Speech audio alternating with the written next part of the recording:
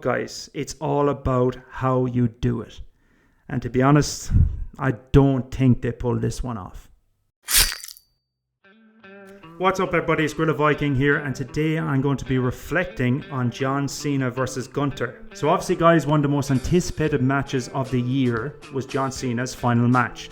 There was a whole year build up to it, and along the way we had some bumps, we had some peaks, we had some troughs. But for the final opponent, the whole mystery was who was it going to be. Now guys, I gotta be honest, to pick a final opponent for John Cena is no easy task. Gunther is one of the top heels in WWE today, and to be honest, he's probably one of my personal favourite wrestlers on the roster at the moment. I just love the aura, the authenticity, the physicality he brings to the ring, and just the presence in terms of he's a troll. He's an absolute troll. He knows how to work up the crowd. He knows how to piss off the audience. He knows how to get them from cheering to booing in seconds, and he just has it. So obviously there was a lot of debate. There's a lot of people who wanted CM Punk to be his final opponent. A lot of people who wanted Randy Orton to be his final opponent. And I get that, guys. I get it. I get the nostalgia element of that, and the excitement that would have revolved around that. But the only thing is, obviously, we know about the time-honored tradition in wrestling of passing the torch. And I don't think CM Punk or Orton, or even Edge, who was rumoured to be coming back, I don't think any of them needed it. Now, you could also argue Gunther. He's 40 years old. He doesn't need it. It's very similar to the time that Brock Lesnar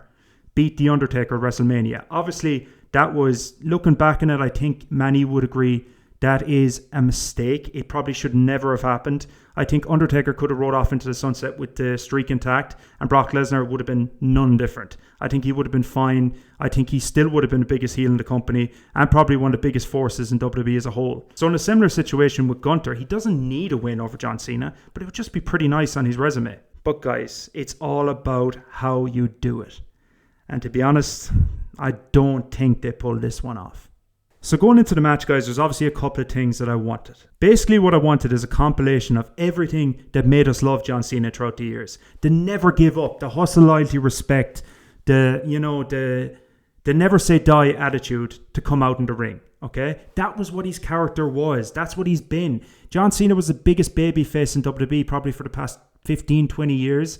And then it was passed on to Roman, and then maybe Cody, you could argue now. So obviously, guys, we all know John Cena is one of the biggest stars in WWE history, right?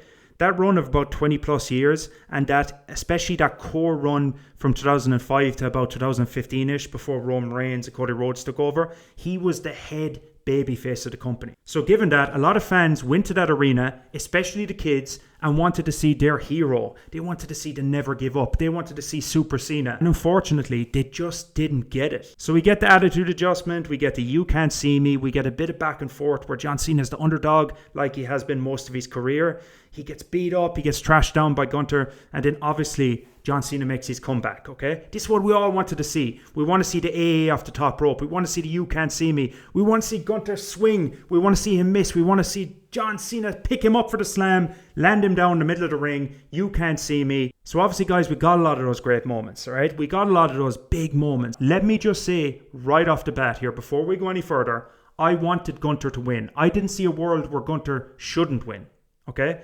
Gunther is the top heel in the company. He obviously wants to progress, keep doing more, keep getting more and more heat, okay? But he will get that just by beating Cena. He doesn't need to do anything crazy. It doesn't need to be anything extraterrestrial. He can just go in there and just do the job on Cena, go home, get enormous amounts of natural heat without any controversy or without anything else, okay? But we come to a point in the match where John Cena ends up in the position we all knew he would end up in the rear naked choke by Gunther. All right? And he's struggling, just like we're used to seeing John Cena do, reaching for the bottom rope. He can't get it. He gets back up. Gunther takes him back down. He gets back up. Gunther takes him back down. He gets back up. And what we're expecting here is for John Cena to pass out. He's going to go out in his shield. But no, that's not what we got, unfortunately. John Cena leaves a little,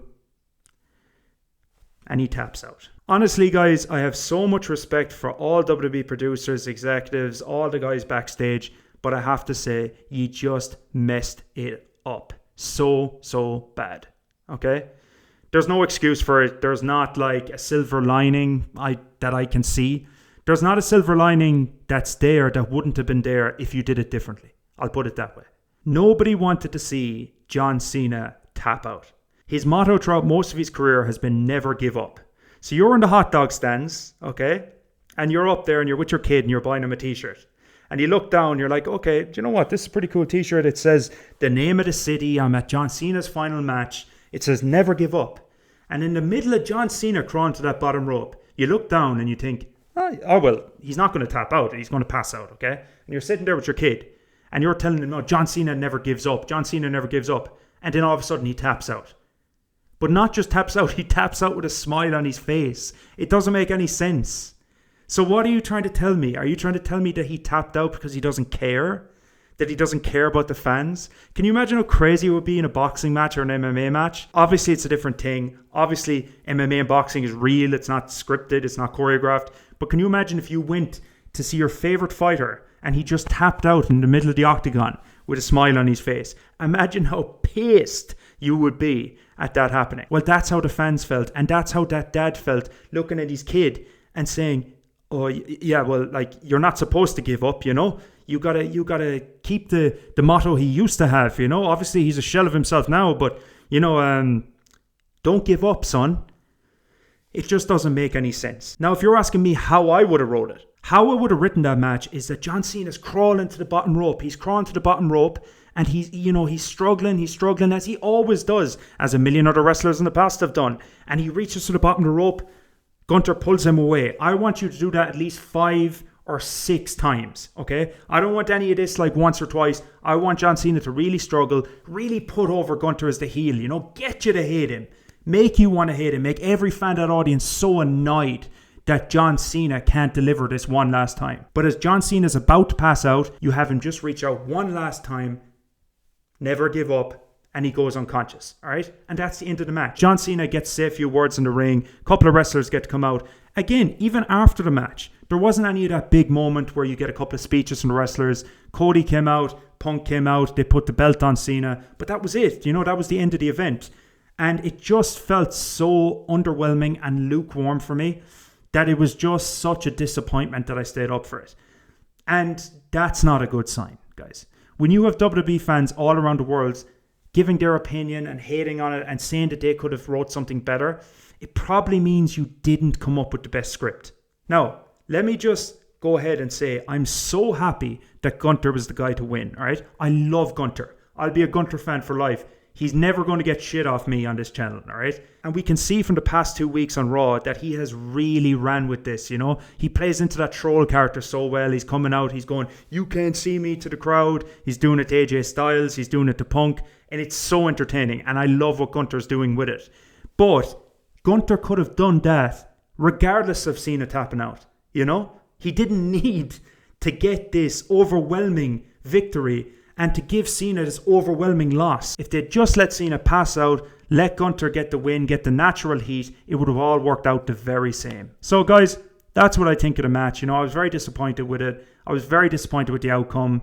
I wish it was done differently. I'm happy with the result of Gunther winning, but it just could have been done so much better. It felt like you're waiting around a firework, you know, you're real excited, you have all your friends around to watch, you know, you have this big moment planned out, and then all of a sudden it just sprinkles.